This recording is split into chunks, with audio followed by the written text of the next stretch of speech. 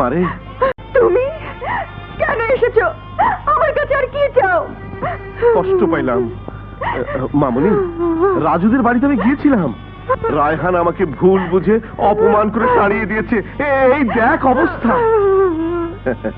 তুই আমাকে ভুল বুঝিস না, আমি তোকে কথা দিচ্ছি, রাজুর হত্যার প্রতিশোধ আমি নেবই। তাহলে যাও, আইনের কাছে আত্মসমর্পণ করে ফাঁসির দড়ি গলায় পড়ে পাপের প্রায়শ্চিত্ত করো।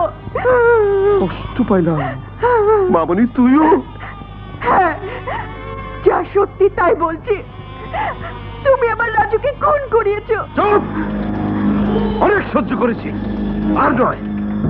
এরপর যদি রাজুকে নিয়ে আর কোনো কথা বলিস, তাহলে তোর জবান চিরদিনের জন্য স্তব্ধ করে দেবো, মনে রাখিস। আমিও তোমাকে ছাড়বো না ড্যাড, ছাড়বো না। আমি বুঝতে পারছি না, তুমি কেন আইনের আশ্রয় না নিয়ে নিজেই সাদেক লোহানীকে খুন করতে চাও? এই যে মেডেলগুলো দেখছো, এগুলো আমাকে দেওয়া হয়েছিল ন্যায় নিষ্ঠার সাথে দায়িত্ব পালন করে দেশের কুখ্যাত খুনি, ক্রিমিনাল আর স্মাগলারদের গ্রেফতার করার পুরস্কার হিসাবে। কিন্তু এই পুরস্কার সেদিনই মূল্যহীন হয়ে গেছে, যেদিন আমি আমার বাবার হত্যাকারী এমপি সাদেক লোহানীকে গ্রেফতার করে আইনের কাছে বিচার চেয়ে ব্যর্থ হয়েছিলাম। সাদেক লোহানীকে খুন করে বাবার হত্যার প্রতিশোধ নিতে গিয়ে মায়ের বাধার কাছে নিস্তব্ধ হয়ে গিয়েছিলাম। সেদিন থেকে আজ পর্যন্ত বুক ভরা যন্ত্রণা নিয়ে তিলে তিলে নিঃশেষ হয়ে যাচ্ছি। কিন্তু এবার সাদেক লোহানীর মৃত্যু ঘণ্টা বেজে উঠেছে। খুব শীঘ্রই ওর মুখোশ উন্মোচন করে মায়ের সামনে এনে প্রমাণ করব ও আমার বাবা আর রাজুর হত্যাকারী। আমার বিশ্বাস মা তার হুকুম ফিরিয়ে নিতে বাধ্য হবে।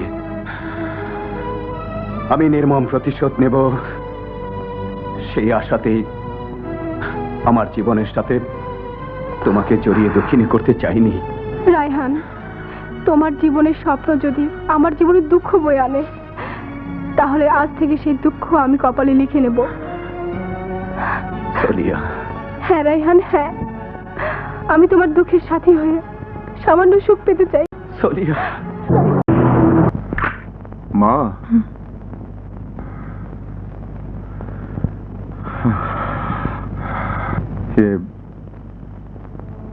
রাত জাগলে অসুস্থ হয়ে পড়বে, যাও ঘুমিয়ে পড়ো।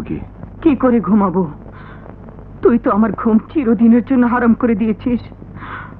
আমি মরে যাই, সেটাই তো তুই চাস। মা, তুমি এ কি বলছো?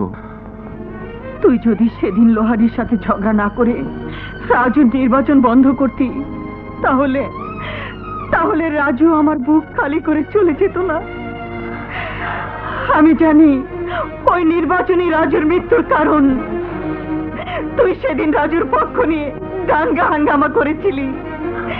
তোর দায়িত্বহীনতার জন্য আমি আমি আমার রাজুকে হারিয়েছি। আমি তোকে কোনোদিন ক্ষমা করব না, কোনোদিন না।